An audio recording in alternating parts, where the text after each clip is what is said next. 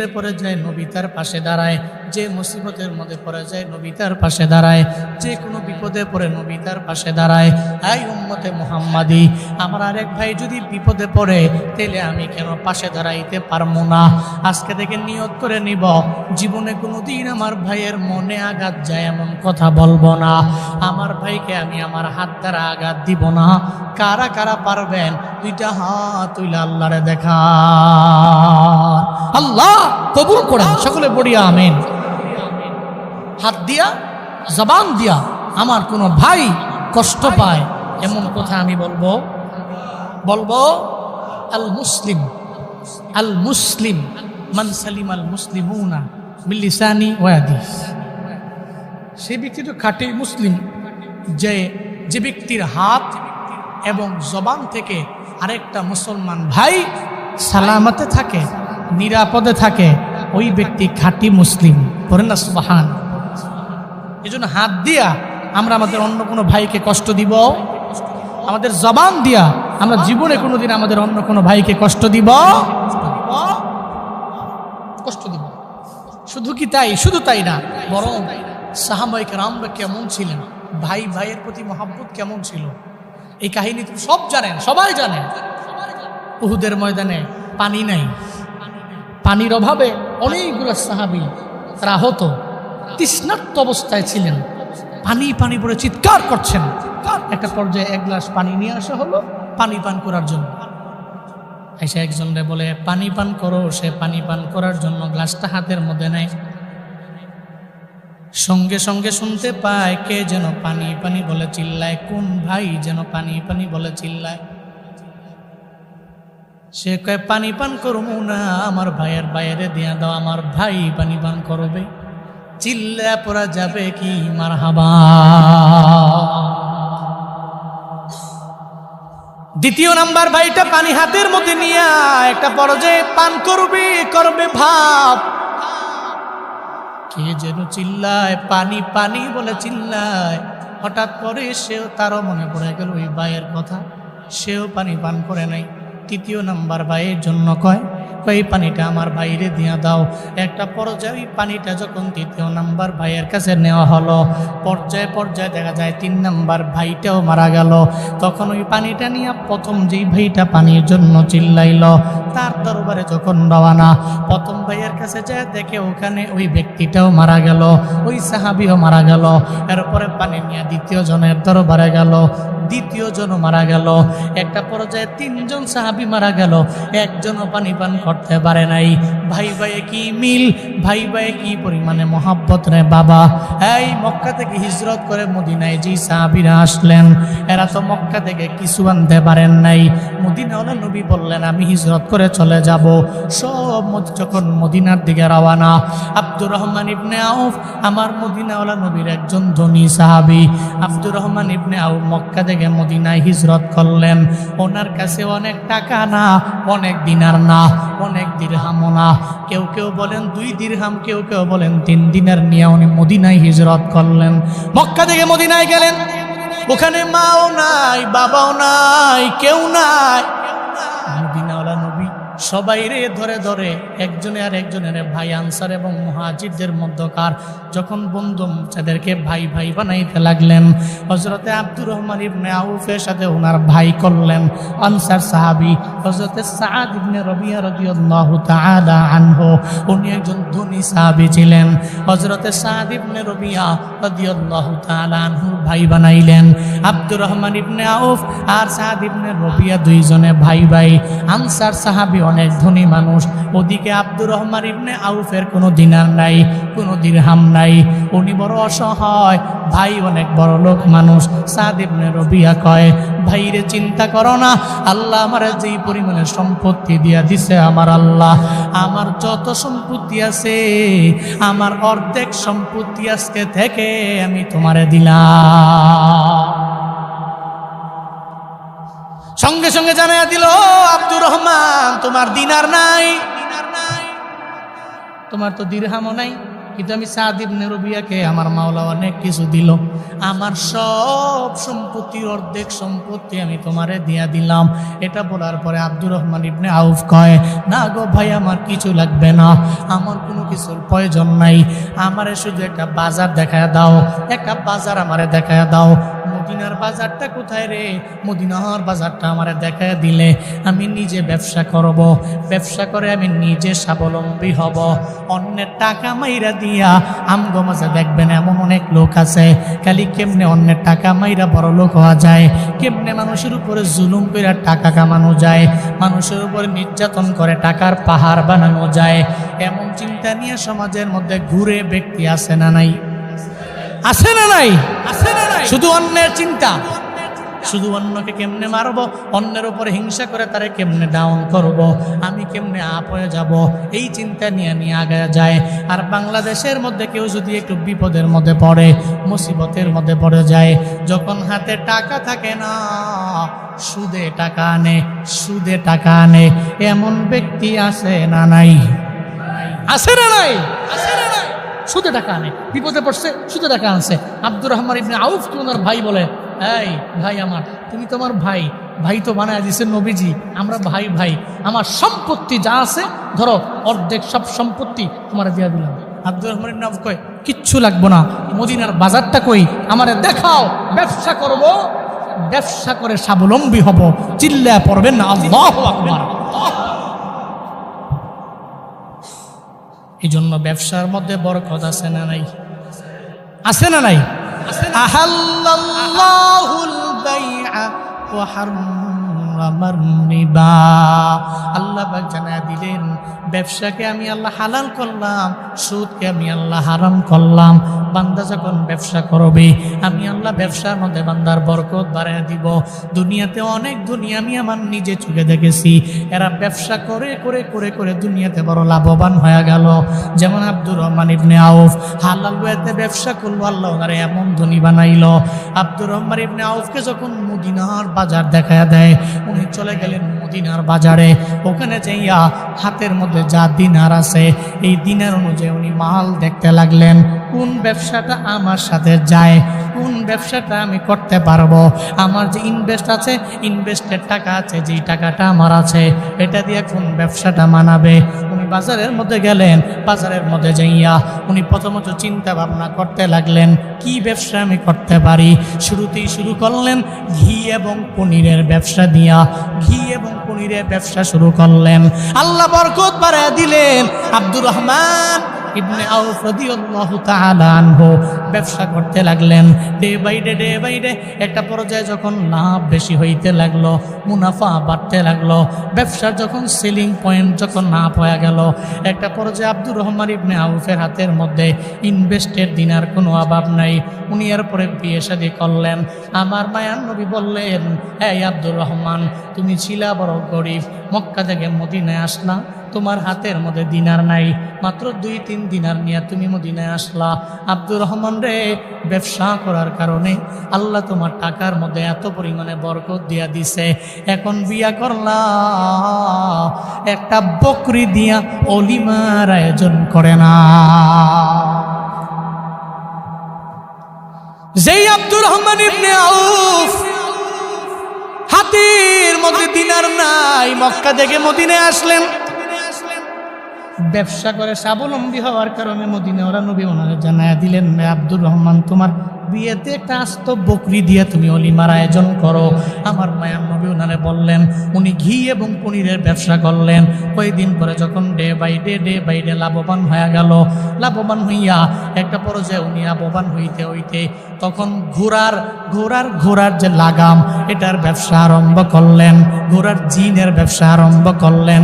যেমন আমাদের সমাজে, আমাদের শহরের মধ্যে দেখবেন কেউ গাড়ির ব্যবসা করে না, গাড়ির পার্টসের ব্যবহার করে ব্যবসা করে, আসে না নাই?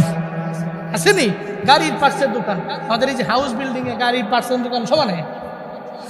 এই যে গাড়ির পার্টসের দোকান, এটা বর্তমানে, তখন ছিল ঘোড়া ঠিক করার জিন, ঘোড়ার জিন ঠিক করার এই দোকান, তো উনি সেই দোকান দিলেন, এই ব্যবসা করলেন। এই ব্যবসা করতে করতে এরপরে আস্তে আস্তে ডেভেলপ হয়ে গেলেন। এরপরে উনি ঘোড়ার ব্যবসা আরম্ভ করলেন। এর মানে গাড়ির পার্টসের দোকান থেকে একটা পর্যায়ে গাড়ির বড় একটা শোরুম দিলেন। পরে না সুবহানাল্লাহ, ব্যবসা আল্লাহ বরকত বাড়ায় দিচ্ছে। কেন?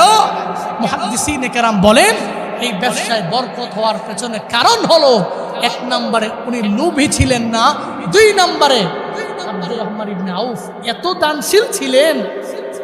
একবার 700 উট বুঝাই করা মাল ওদার আসলো মদিনায়। আসার পরে উনি 700 উট বুঝাই করা মাল, সবগুলা মাল আল্লাহ রাস্তায় দান করে দিলেন। সুবহানাল্লাহ জোরে পড়ে না, আরো জোরে পড়ে না সুবহানাল্লাহ। বর্তমান হিসেবে 700 উট বোঝাই মাল 70 লক্ষ টাকা প্রায়।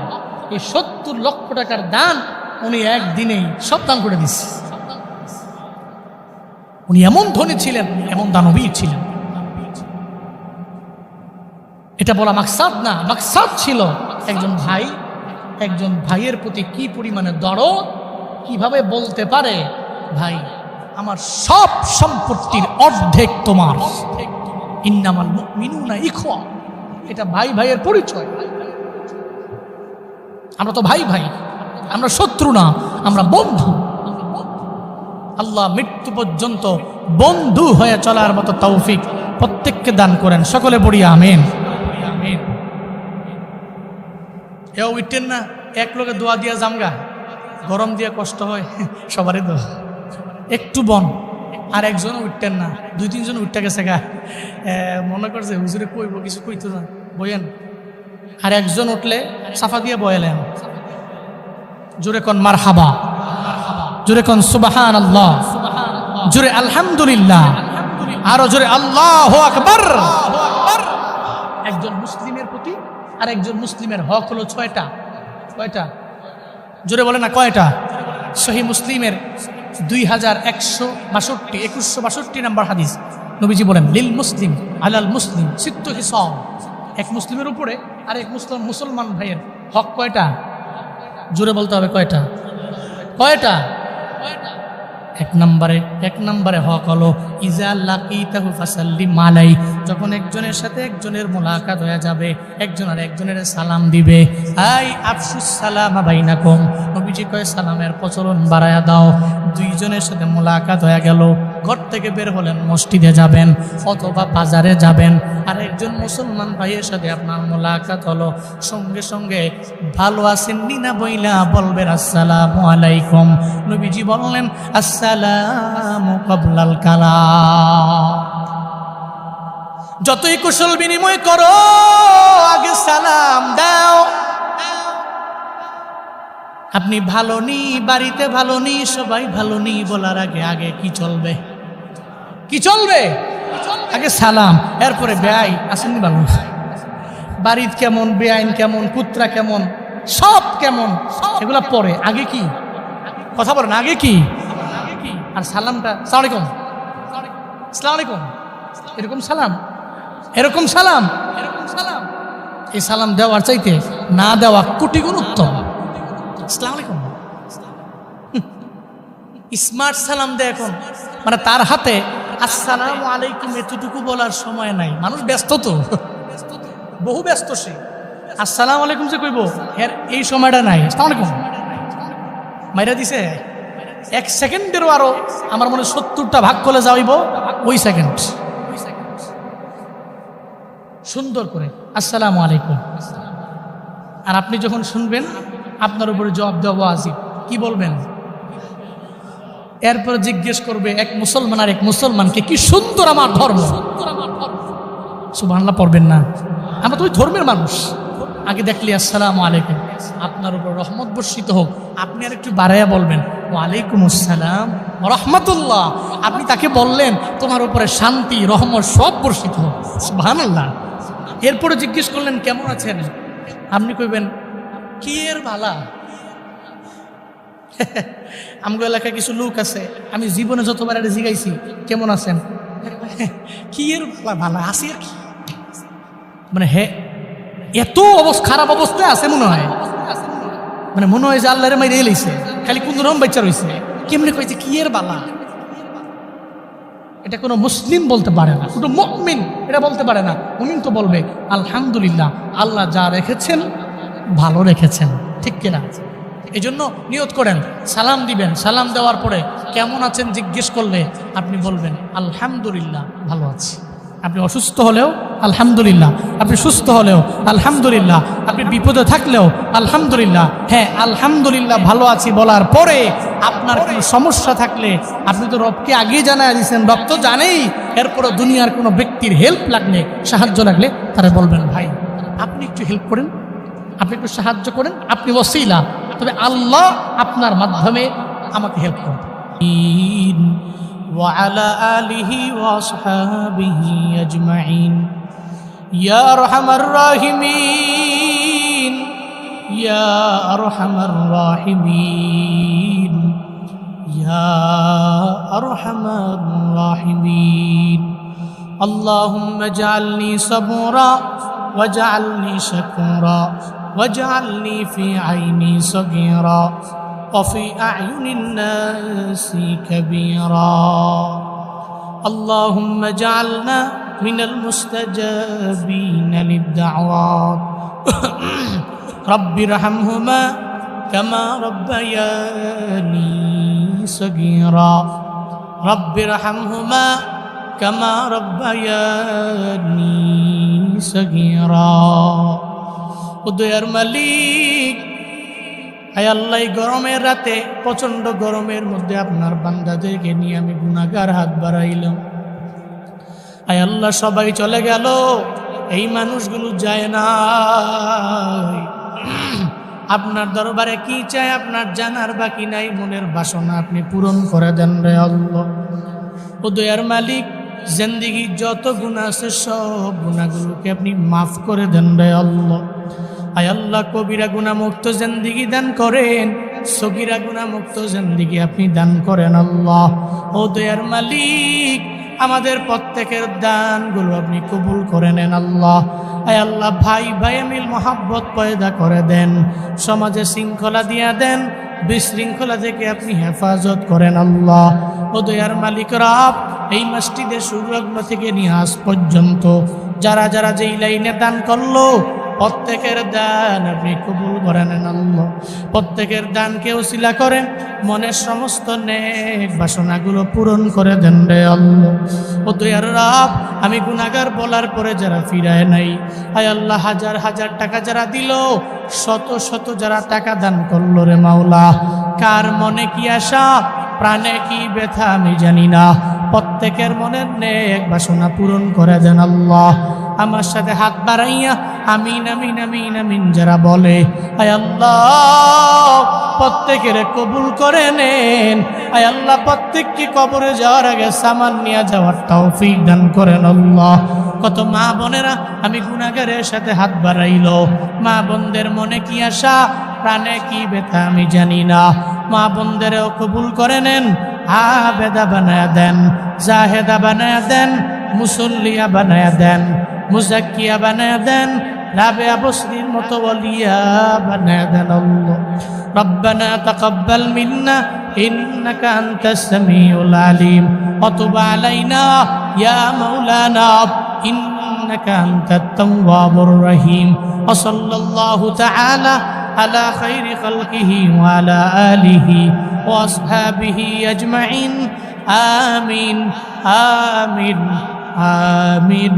وارحمنا معهم وارحمنا معهم واجعل آخر كلامنا عند الموت لا إله إلا الله محمد رسول الله.